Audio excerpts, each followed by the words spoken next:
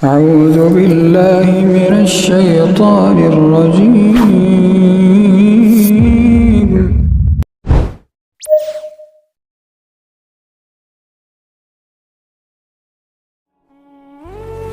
یا ایھا المزمل،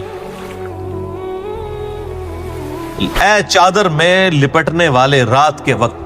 ظاہر ہے کہ رات کے وقت نبی علیہ السلام چادر لے کے سوتے تھے. ویسے بھی شرم و حیا کا تقاضا یہی ہے کہ گرمی ہو یا سردی ہو چادر لے کے سونا چاہیے. گرمیوں میں باریک چادر آپ لے لیں، سردیوں میں موٹی. سردیوں میں تو خیر لیتے ہی ہیں لوگ. تو اے چادر میں لپٹ کر رات کے وقت یعنی سونے والے، آپ صلی اللہ علیہ وآلہ وسلم سے اظہار محبت. اللہ تعالیٰ نے فرمایا یہ مزمل آپ کا نام پھر ایک ناموں میں بھی آتا ہے، اور ہم مسلمانوں کے ہاں یہ نام رکھا بھی جاتا ہے نبی علیہ السلام کے صفاتی ناموں میں. قم اللیل الا قلیلا، رات کے وقت قیام کیجئے، اگرچہ تھوڑا ہی قیام ہو لیکن رات کے وقت اٹھ کر قیام کریں، یعنی قرآن کے ساتھ. وہ آگے آ بھی جائے گا. نصفہ، اچھا یہ اللہ تعالیٰ ہمارا تھوڑی دیر رات کو نماز پڑھ لیا کریں. وہ تھوڑی دیر اللہ کے نزدیک کون سی ہے؟ آپ تو کہتے ہیں 5 منٹ کی عشاء ہو اور جناب 2 منٹ کی فجر ہو. اللہ تعالیٰ کیا فرما رہا ہے؟ قم اللیل الا قلیلا، رات کے وقت تھوڑی دیر کے لیے قیام کر لیا کرے. نصفہ، آدھی رات. او انقص، یا آدھی رات سے تھوڑا سا کم، منہ، اس میں سے منہ قلیلا. او زد علیہ، یا آدھی رات سے تھوڑا سا زیادہ کر لے. تو رات کی ڈیفینیشن آپ کو پتا کیا ہے؟ غروب آفتاب سے لے کے فجر کا وقت داخل ہونے تک، جسے آپ ختم سحری کہتے ہیں. تو سردیوں میں تقریباً 12 گھنٹے کی رات تو بانی جاتی ہے. تو یعنی 6 گھنٹے کے لیے آپ قرآن کھڑے ہو کے نماز میں پڑھ لیا کریں، یا آپ 6 گھنٹے سے تھوڑا سا کم یعنی 5.5 کر لیں، یا تھوڑا سا بڑھا لیں یعنی 7 گھنٹے. اور آپ کا حال یہ ہے، مسلمانوں کا حال یہ ہے، ہمارا حال یہ ہے کہ عشاء کی نماز اور فجر کی نماز زیادہ سے زیادہ 7 یا 8 منٹ کی ہوتی ہے. اہل حدیث حضرات کے ہاں تھوڑا شغف پایا جاتا ہے کہ وہاں پہ تھوڑی لمبی نماز ہوتی ہے. باقی تو یقین کریں نماز یعنی جنہوں کہتے ہیں مغرو لا کے نس جاندے نے، کوئی شغف ہی نہیں پایا جاتا. تو میرے نزدیک جو اہل حدیث بھی نماز پڑھ رہے ہیں، یہ بھی نماز اتنی یعنی لمبائی والی نماز نہیں ہے جو احادیث میں رپورٹ ہوئی ہے، لیکن بہرحال باقیوں سے بہتر ہے. قرآن کے ساتھ قیام کرنا ہے. لیکن وہ قرآن جس کو سمجھ آئے گا اسی کے لیے انٹرسٹ ہوگا. جسے یہ پتہ ہی نہیں کہ قرآن میں کیا بیان ہو رہا ہے، اس کے لیے قرآن میں کوئی انٹرسٹ نہیں. اس لیے میں نے یعنی یہ قیام اللیل چونکہ اب رمضان میں شروع ہونے والا تھا، تو میں نے آج تو 20 رمضان مبارک 1440 ہجری ہے، تو میں نے یعنی رمضان سے ایک دن پہلے ہمارے سنڈے کی کلاس تھی، اس میں میں نے باقاعدہ ایک کلپ ریکارڈ کروا دیا تھا کہ آپ قیام اللیل میں قرآن پاک کو مصحف کو اپنے ہاتھ میں پکڑ کے قیام کر سکتے ہیں. کم از کم کنسنٹریشن رہے. موبائل فون ہے تو اس میں آپ ایئر فلائٹ موڈ میں لگا کے اس کو دیکھتے رہیں ساتھ ساتھ، اور بے شک نیچے ترجمہ بھی کھول لیں. کم از کم کنسنٹریشن ڈیولپ ہو قرآن کے ساتھ. اور قرآن کو سیکھنے کا بھی سب سے آسان طریقہ یہ ہے. باقی عربی تو آپ بے شک پیرلل میں ضرور سیکھیں، لیکن عربی سیکھتے ہی نہ کوئی مر جائے، وہ پیرلل میں سیکھیں. قرآن پاک جو علماء نے اتنی محنت کر کے ترجمے کیے ہوئے ہیں ان کو پڑھ کے فرسٹ ہینڈ نالج تو کم از کم عقیدے کے حوالے سے گین کریں. اگر کوئی بریلوی ہے تو وہ چلیں کسی کا ترجمہ نہیں پڑھتا تو احمد صاحب بریلوی صاحب کا ہی پڑھ لے.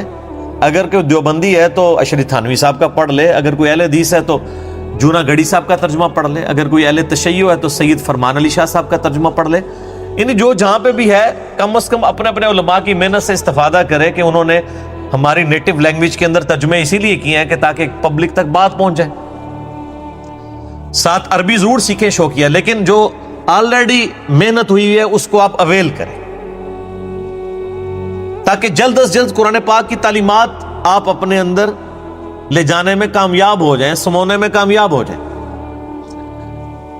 تو وہ آپ قیام اللیل میں اگر لے کے کھڑے ہوں، اور عام دنوں میں بھی آپ قیام اللیل نہ بھی کر رہے ہوں، گھر میں قرات لگائی ہو، ترجمے والا قرآن سامنے کھول لیں، عربی آپ وہاں سے سنتے جائیں، ساتھ ساتھ ترجمہ نیچے پڑھتے جائیں، تو یقین کریں کچھ عرصے بعد آپ کی ووکیبلری اتنی ہو جائے گی کہ آپ کو خود بخود یعنی عربی سمجھ آنا شروع ہو جائے گی. یہ جو لوگ عرب ملکوں میں جا کے رہتے ہیں، وہاں جا کے کوئی گردانے تو نہیں پڑھتے ہیں، وہ صرف ناف تو نہیں پڑھتے، لیکن کچھ عرصے بعد رہ کے عربی سیکھ جاتے ہیں. لوگ یورپ میں امریکہ میں جاتے ہیں تو وہاں جا کے کوئی ٹینس تو نہیں سیکھ رہے ہوتے، لیکن ساتھ رہ کے انگریزی سیکھ جاتے ہیں. یعنی آپ یوز ٹو ہو جاتے ہیں روزانہ ایک بات سن کے. کئی لوگ ہیں آپ دیکھیں پٹھان ہیں، وہ کے پی سے پنجاب آئے ہیں مزدوری کے لیے، یہاں کے پنجابی بھی سیکھ گئے. یہاں سے کئی لوگ وہاں پہ گئے ہیں، کچھ عرصہ رہ کے وہ پشتو بھی سیکھ گئے. او زد علیہ، یا تھوڑا سا اس میں بڑھا لیجئے، ورتل القرآن ترتیلا، اور قرآن کو ٹھہر ٹھہر کے پڑھے. یہ یعلمون تعلمون والا قرآن نہیں، 20 منٹ میں 20 تراویحیں نہیں، ٹھہر ٹھہر. اور نبی علیہ السلام کی جو قیام اللیل تھا وہ تو پوری رات کا ہوتا تھا. الموطا امام مالک سے میں نے ایچ ڈی کیمرے میں وہ حدیث دکھائی ہے کہ سیدنا ابی ابن کعب اور سیدنا تمیم داری کی ڈیوٹی سیدنا عمر رضی اللہ تعالیٰ عنہ علیہ السلام نے لگائی تھی. وہ لوگوں کو 11 رکعت رمضان میں پڑھایا کرتے تھے، اور ساتھ وہ تابعی کہتے ہیں کہ ہم سحری کے وقت قیام اللیل سے فارغ ہوا کرتے تھے، اور جو ہم میں کو بوڑھے لوگ تھے وہ لاٹھی کے سہارے کھڑے ہو کے قرآن سنتے تھے. رمضان مبارک میں رکعتیں پورا کرنا مقصد نہیں ہے، قرآن سننا مقصد ہے. اسی لیے میں کہتا ہوں کہ جو 20 تراویح والی مسجد میں جا کے نماز پڑھتا ہے نا، وہ 8 پڑھ کے بھاگنا ہے وہاں سے، کیونکہ 8 رکعتیں پڑھنا تو مقصد نہیں ہے، مقصد قرآن سننا ہے. ایک دفعہ سال میں دورہ قرآن ہو جائے. صحیح بخاری میں آتا ہے کہ حضرت جبرائیل علیہ السلام ہر سال نبی علیہ السلام کے ساتھ ایک دفعہ دورہ قرآن کرتے تھے رمضان میں آ کے.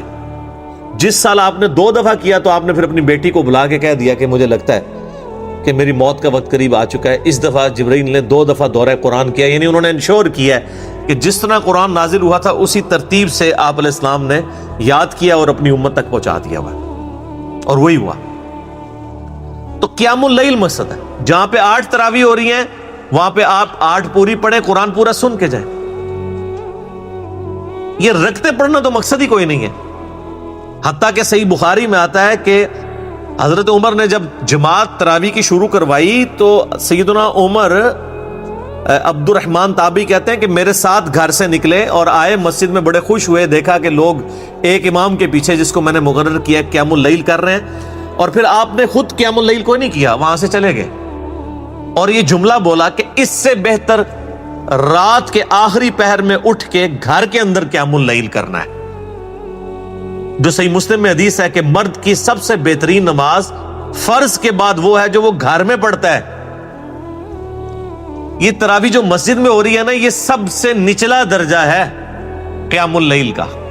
سب سے اوپر والا درجہ یہ ہے کہ رات کے آخری پہر میں خود اٹھ کے، جسے قرآن زبانی یاد ہے وہ قرآن قیام اللیل کرے. اور نفلی نمازیں ویسے بھی جماعت کے بغیر زیادہ افضل ہیں. یا جماعت سے کروانا چاہتا ہے گھر والوں کو پیچھے کھڑا کر لے.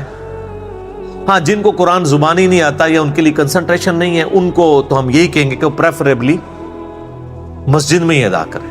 میری اپنی روٹین یہی ہے کہ میں مسجد میں قیام اللیل کرتا ہوں. مجھے قرآن سننے، پڑھنے سے زیادہ سننے میں مزہ آتا ہے، تو اس لیے میری پوری کوشش ہوتی ہے کہ قیام اللیل مسجد میں ہی جا کے کیا جائے. تو قرآن کا اہتمام کرنا ہے، لیکن قرآن ٹھہر ٹھہر کے پڑھنا ہے. یہ جس طرح کا قرآن آج کل پڑھا جا رہا ہے، یہ قرآن کی تحریف ہے. یعنی وہ صرف سامع کو سمجھ آ رہی ہوتی ہے اور پڑھنے والے کو، باقیوں کو سمجھ ہی نہیں آ رہی ہوتی ہے پڑھ رہے کیا ہیں.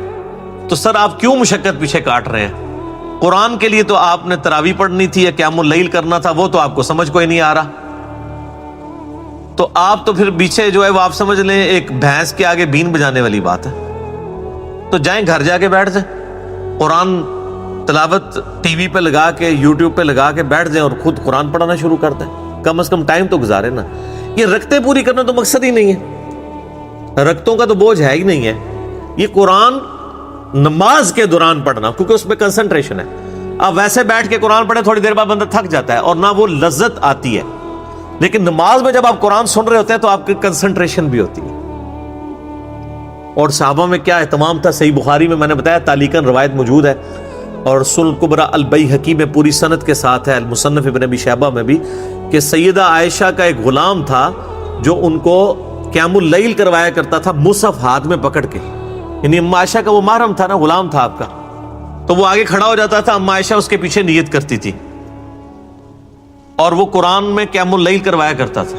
اتنے شوق کے ساتھ قرآن پڑھا کرتے تھے صحابہ کرام, اور سنا کرتے تھے. تو یعلمون تعلمون والا مسئلہ نہیں تھا, بلکہ قرآن ترتیل کے ساتھ. اس میں الفاظ ہیں ورتل القرآن ترتیلا, قرآن کو خوب ٹھہر ٹھہر کے پڑھو, یعنی ایسا کہ قرآن سمجھ بھی آئے. اچھا, یہ تو ترتیل کا لفظ یعنی ٹھہر کے پڑھنے کے لیے استعمال ہوا. پھر قرات کی ٹرمنالوجی میں بھی ترتیل کا ایک لفظ یوز ہوتا ہے. دو ٹرم استعمال ہوتی ہیں, حدر اور دوسرا ترتیل. حدر کہتے ہیں قرآن پاک کو تھوڑی سپیڈ سے پڑھنا, جیسے ہم قیام اللیل میں پڑھ رہے ہوتے ہیں تراویح کے اندر. اور ترتیل جو قرات کی ٹرم میں ترتیل ہے, وہ قرآن پاک کو بالکل آہستہ آہستہ پڑھنا. جیسا کہ یعنی یہ جب محفل قرات ہوتی ہیں اس میں قاری حضرات کے مقابلے ہوتے ہیں, قاری عبد الباسط عبد الصمد کو سنیں, وہ کتنی سر لگا کے لمبی لمبی آیات کو کھینچ کے پڑھتے ہیں. وہ بعض کا 3 آیات ہی 10 منٹ میں ختم ہو رہی ہوتی ہیں. وہ ترتیل ہے.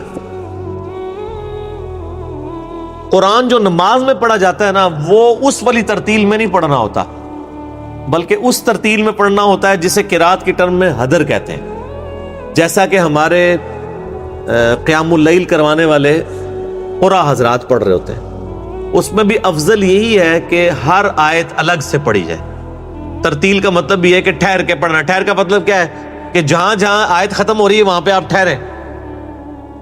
ایک یہ الحمدللہ رب العالمین الرحمن الرحیم مالک یوم الدین ایاک نعبد و ایاک نستعین اهدنا الصراط المستقیم صراط الذین انعمت علیہم غیر المغضوب علیہم ولا الضالین. جیسا یہ پڑھ, یہ ترتیل نہیں ہے, یہ حدر سے بھی کوئی ایک درجے آگے کی چیز ہے.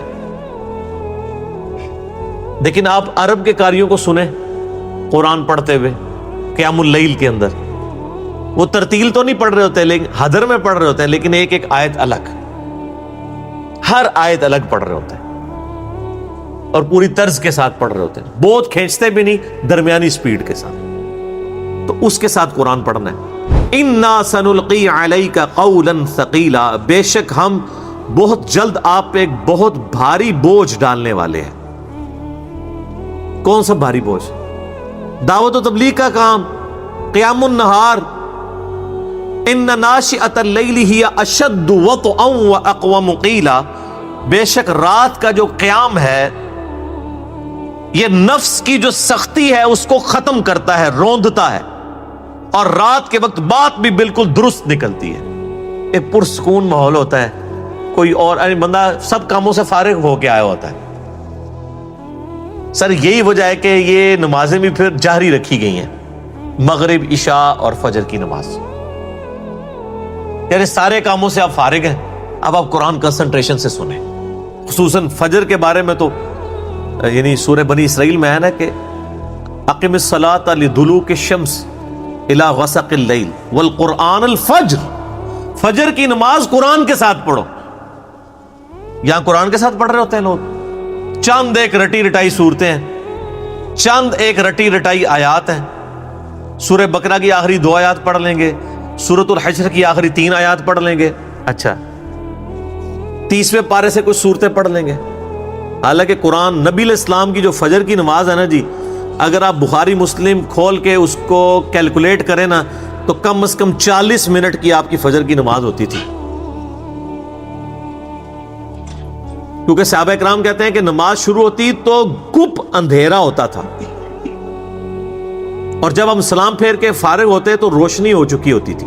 روشنی سے مراد سورج نہیں, یعنی جو طلوع آفتاب سے پہلے روشن ہو جاتی خوب, یعنی جو حنفیوں کی فجر کا وقت ہوتا ہے وہ شروع ہو جاتا. اہل حدیث کے فجر کے وقت میں شروع ہوتے, اور حنفیوں کا وقت جو فجر کا یعنی وہ جس کو وہ افضل وقت سمجھتے ہیں اس وقت تک جا کے نماز ختم ہوتی. اب یہ لانا بات ہے جب رمضان آتا ہے تو حنفی بھی اہل حدیث ہو جاتے ہیں, ہاں وہ نماز پیچھے لے آتے ہیں. 4:30 ہو رہی ہوتی ہے, یعنی اگر ابھی آپ دیکھیں پچھلے دنوں نماز کیا چل رہی تھی, 4:40 چل رہی تھی, 4:45 چل رہی تھی. جیسے ہی رمضان شروع ہے تو وہ 4:05 پہ لے آئے ہیں. کیوں؟ سحری کہا کہ لوگ مطلب سو جائیں گے, تو لوگوں کی آسانی کی خاطر وہ نماز کو 1.25 گھنٹہ پہلے لے آتے ہیں، پھر ان کو وہ باتیں بھول جاتی ہیں کہ وہ کہتے ہیں نہیں نماز تو خوب روشنی میں پڑھنی چاہیے، اندھیرے میں پڑھنا خلاف سنت ہے، وہ سب کچھ بھول جاتا ہے، حالانکہ اندھیرے میں پڑھنا ہی نبی علیہ السلام کی دائمی سنت ہے۔ آپ اندھیرے میں شروع کرتے تھے تو مکمل ہوتی تھی نا اس وقت تک، اگر وہ 100 ٹائم کے اوپر فجر کی نماز شروع کر رہے ہوتے تو سورج اشراق کے وقت میں جا کے آپ کی نماز ختم ہوتی۔ وہ تو صورتیں بھی نقل ہوئی ہیں کہ آپ علیہ السلام نے کون کون سی صورتیں پڑھی ہیں اور پھر کس ترتیب سے پڑھی ہیں۔ تو نماز بہرحال درست ہے سورج نکلنے سے تک، بلکہ بخاری مسلم میں آتا ہے کہ اگر کوئی شخص ایک رکعت سورج نکلنے سے پہلے پڑھے اور ایک رکعت اس دوران بھی ہو جائے، اس کی بھی نماز درست ہے۔ نماز درست ہونا اور چیز ہے، لیکن افضل نماز کون سی ہے کہ آپ علیہ السلام اندھیرے میں شروع کرتے، یعنی جس طرح آج کل سارے وہ صحیح سنت کے مطابق نماز پڑھ رہے ہیں، یعنی ختم سحری ہو رہی ہے سپوز 3:25 پہ، تو 3:45 بجے نماز پڑھ لیتے ہیں، 3:30 کے بعد آپ کسی بھی وقت نماز پڑھ لیں، تو یہ افضل نماز ہے۔ تو رات کے وقت قیام کرنا نفس کو روندتا ہے اور بات بڑی صحیح نکلتی، یعنی یہ نبی علیہ السلام کو اور اصحاب کو تیار کیا جا رہا ہے کہ قرآن اپنے اندر داخل کریں، رات کو قرآن سن سن کے آپ کے اندر اتنا ایمان پیدا ہو کہ دن کے وقت میں جب آپ اللہ کے لیے کھڑے ہوں، آپ کو لوگوں سے تیکھی باتیں سننی پڑیں، تو قرآن کی وجہ سے آپ اتنے چارج ہوئے ہوئے ہوں کہ آپ دعوت و تبلیغ کے کام سے پیچھے نہ ہٹیں۔ یہ مقصد ہے۔ وقت آؤں، یہ لفظ جو ہے نا، یعنی وقت آؤں، یہ لفظ جو استعمال ہوا ہے، الموتّا بھی لفظ عربی کی اسی روٹ ورڈ سے نکلا ہوا ہے۔ وتی کا لفظ بھی استعمال ہوتا ہے، وہ تو ایک علیحدہ چیز ہے، یعنی علماء کو سمجھ آ جائے گی۔ عوام الناس کے لیے الموتّا کا لفظ کا مطلب ہے ایسا راستہ جس پہ کثرت سے لوگ چلیں، جسے روندا جائے۔ الموتّا امام مالک کی جو کتاب ہے اس کا نام ہے الموتّا، یعنی امام مالک نے کہا کہ میں اس راستے کی احادیث جمع کر رہا ہوں جسے کثرت سے لوگوں نے اڈاپٹ کیا، یعنی صحابہ اور تابعین۔ تو وہ بھی روندا، یعنی راستہ روندا جاتا ہے نا پاؤں کے نیچے۔ یہاں پہ بھی آ رہا ہے کہ رات کا قیام جو ہے یہ نفس کو روند دیتا ہے، یہ نفس کے اندر جو ایک اکڑ ہے نا وہ ختم کرتا ہے اور اللہ کی طرف خشوع اور خضوع والی کیفیت پیدا ہوتی ہے۔ ان لک فی النہار سبحا طویلا، بے شک دن کے وقت تو آپ کو کئی ایک مصروفیات بھی ہوتی ہیں، نبی علیہ السلام سے کہا جا رہا ہے، ظاہر ہے پوری امت کو خطاب ہے۔ وَاذْكُرِ اسْمَ رَبِّكَ وَتَبَتَّلْ إِلَيْهِ تَبْتِيلًا، اور اپنے رب کا نام لیں اور سب سے کٹ کر اسی کے ہو جائیں۔ بڑی زبردست آیت ہے۔ اپنے رب کے ساتھ ایسی آپ کی کمٹمنٹ ہونی چاہیے، قُلْ إِنَّ صَلَاتِي وَنُسُكِي وَمَحْيَايَ وَمَمَاتِي لِلَّهِ رَبِّ الْعَالَمِينَ، کہ پھر سب سے آپ کٹ جائیں، پھر اللہ ہی ٹاپ پرائرٹی ہو، اللہ ہی ترجیح اول بن جائے، بس اللہ کا ذکر کریں، سب سے ٹوٹ کے اپنے رب کے ساتھ جڑ جائیں۔ ٹوٹنے سے مراد یہ نہیں ہے کہ ماں باپ بیوی بچوں کے حقوق چھوڑ دیں، مراد یہ ہے کہ پھر کسی کی پرواہ نہ کی جائے، خدا ٹاپ پرائرٹی ہو، اگر پوری دنیا ایک طرف کھڑی ہو اور اللہ کا حکم دوسری طرف ہو تو پھر آپ کسی کی پرواہ نہ کریں، اللہ کے سامنے سر تسلیم خم کریں۔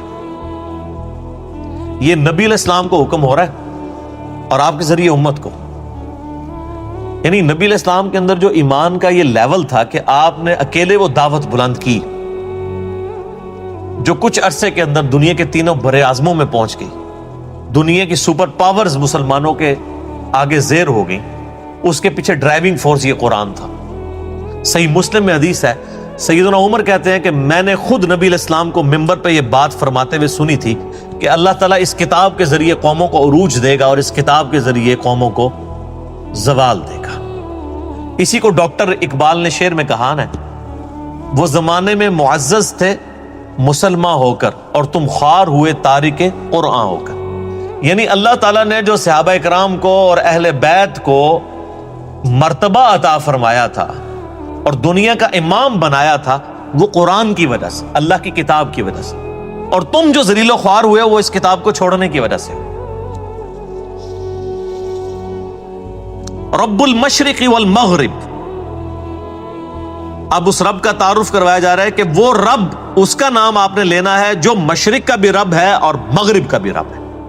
لا الہ الا ہو، نہیں ہے کوئی معبود سوائے اس کے، فاتخذہ وکیلا، پس اسی کو اپنا کارساز بناؤ، کارساز اللہ کو بنا لو، وہی ہے۔ اور یہی ایک مسلمان کا یہی عقیدہ ہونا چاہیے، حسبنا اللہ ونعم الوکیل، ہم نے اللہ ہی پر بھروسہ کیا، وہی بہتر کارساز، کارساز اسی کو بناؤ، اس کے علاوہ کوئی کارساز نہیں۔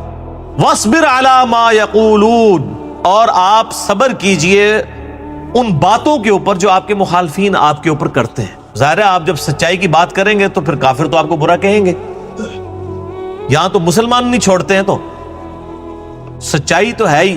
وہ عربی میں ایک محاورہ ہے، الحق مر، حق ہوتا ہی کڑوا ہے، یہ برا لگتا ہی لگتا ہے۔ تو جب آپ کو دعوت و تبلیغ کرتے ہوئے لوگوں سے باتیں تیکھی سننی پڑے، صبر کیجئے، وَاہْجُرْهُمْ حَجْرًا جَمِيلًا، اور آپ ان سے علیحدہ ہو جائیں بڑی خوبصورتی کے ساتھ۔ یعنی اگر آپ کو کوئی گالی گلوچ کرتا ہے، برا بھلا کہتا ہے، آپ خاموشی کے ساتھ سنیں اور سائیڈ پہ ہو جائیں، کسی کی بات کا جواب دینے کی کوشش نہ کریں، بلکہ صبر و استقامت کے ساتھ اپنا وقت گزاریں۔